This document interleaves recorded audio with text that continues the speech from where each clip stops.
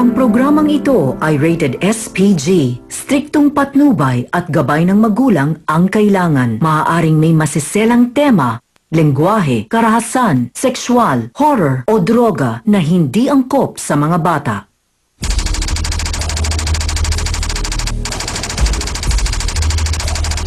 Ngayong umaga, ang pamana ng yumaong biyenan, kinamkam raw ng anak at walang napunta ni Cinco kay Manugang. Ang kinukuha ko lang naman yung karapatan ng mga bata. May ebidensya naman ako na birth certificate saka kinasal kayo mag-asawa. Hindi po totoo yung kinamkam ko po ang lahat ng ari-arian ng magulang namin. Nagtatalunan nga ng maghipag ang pamanang iniwan daw ng yumaong magulang. Sila ay pinagtutulungan nila ako kaya wala ko nakukuha. Wala na po siyang dapat habulin po sa manat. Harapin na natin at pag-usapan sa nag-iisang barangay hall on air ng bayan. Face to face! Sausawero, Sausawera!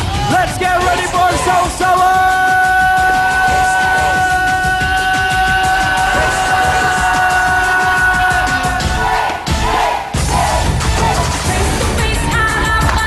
Harapan na naman tayo mga kabati! Sugod na! Uy! Face to face na pala! Sa pula, sa puti! Ang mga bisita, sana'y magbati! Wala na sana malamanan! Usapang maayos na lamang! Samahan niyo kami!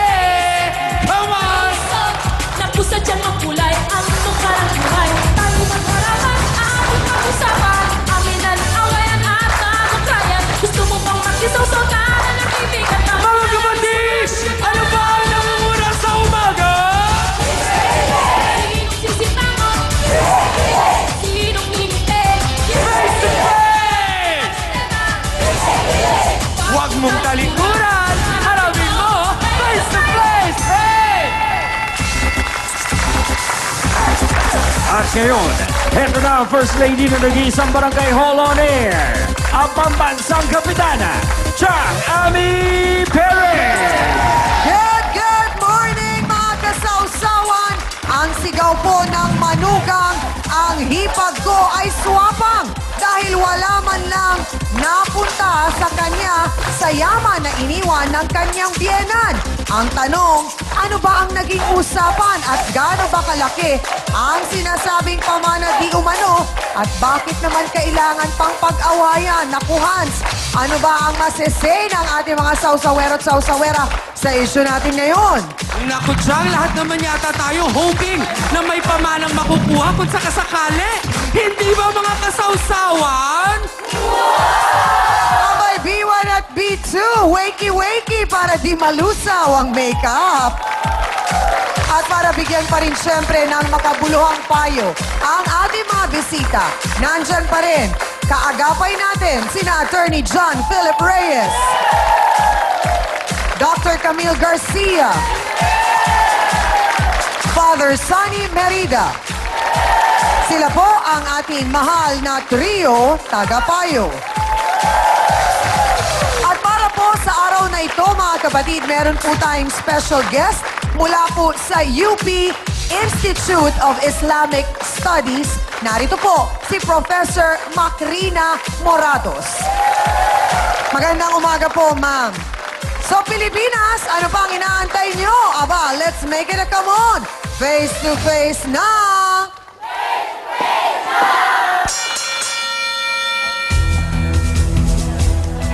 Iniisip lang daw niya ang kapakanan ng kanyang dalawang anak, kaya talagang hahabulin niya ang dapat ay sa kanila, lalong-lalo na ang pamana ng kanyang yumaong biyenan dahil wala raw siyang nakuha sa naging hatian. Pakikwento nga sa amin sa Mera Almonsor. Pasok!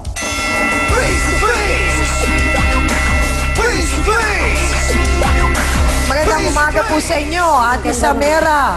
Pakikwento po sa amin, ano pong pangalan ng inyo pong asawa? Odin Mansor po. Kayo po ay kasal. Opo. Saan po kayo kinasal?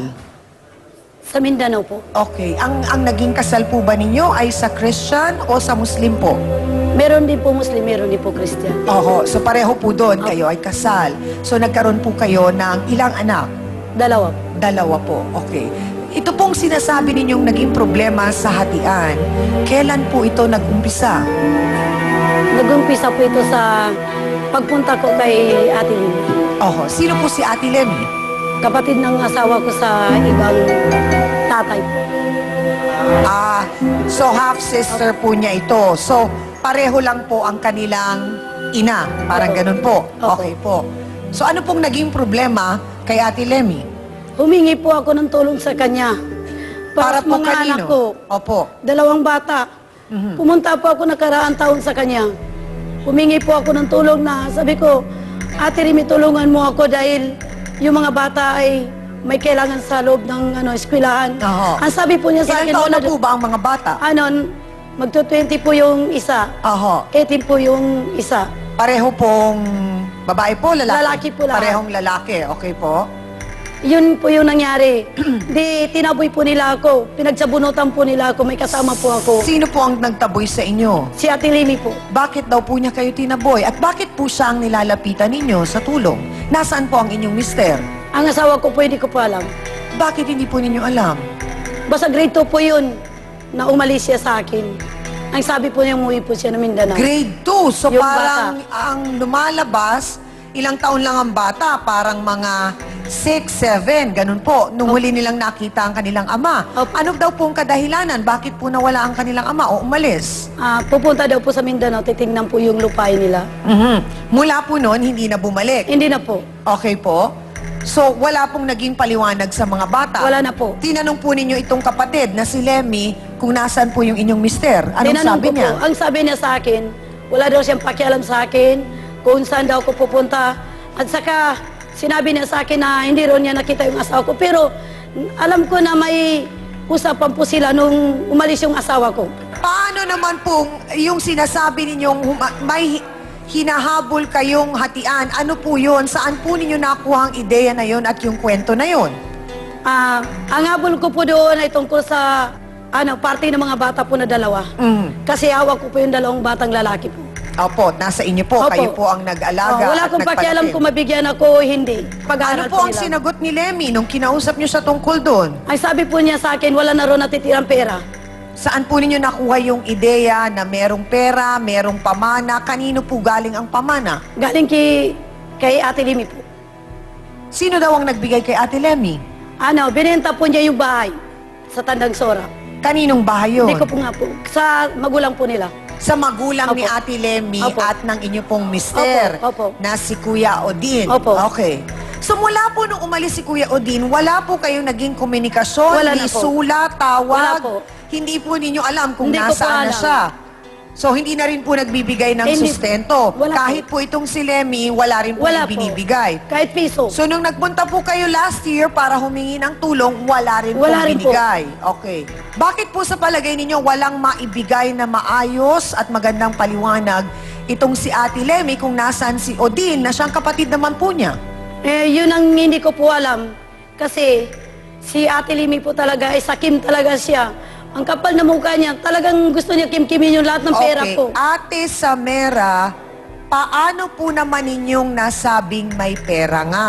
Binenta po nila yung ari-arian po sa Mindanao. Balikan Alam po ko. natin yung insidente na sinabi niyong umalis si Odin o nawala na lang. Paanong nangyari? Ang nangyari po, ano pong nagpaalam po sa natatandaan akin. niyo? Ano pong paalam nga sa inyo? Uwi po na Mindanao para tignan po yung lupain nila po sa Mindanao. So yun lang? Opo. Tapos hindi na Hindi na po bumalik? bumalik. Abay, napakahirap nga naman noon dahil parang naiwan ng walang ka-alam-alam at ideya itong si Ate Samera kung nasaan yung kanyang asawa. Naku po, dahil daw po nung buhay pa ang nanay niya, siya ang nag-alaga dito at natural lang na sa kanya daw mapunta ang yamang naiwan nito. Ang tanong, may yaman ba? At bakit mo kinakamkam ang lahat ng ito? Magpaliwanag ka, Lemmy Ray Reyes. Pasok!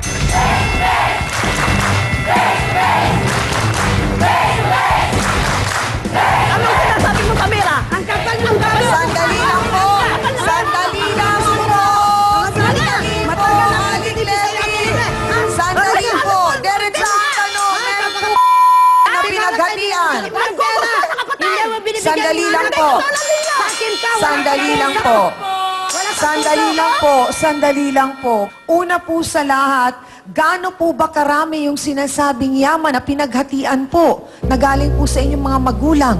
Wala pong pinaghatian sa yaman. Ang lupa po na naibenta sa Cotabato ng 10 hectare na bininta ng 2 million, yan po ay ginamit sa pagpapagamot ng mama namin. So, wala na pong natira? May natira po na pera, pero yun po ang nakapangalan po sa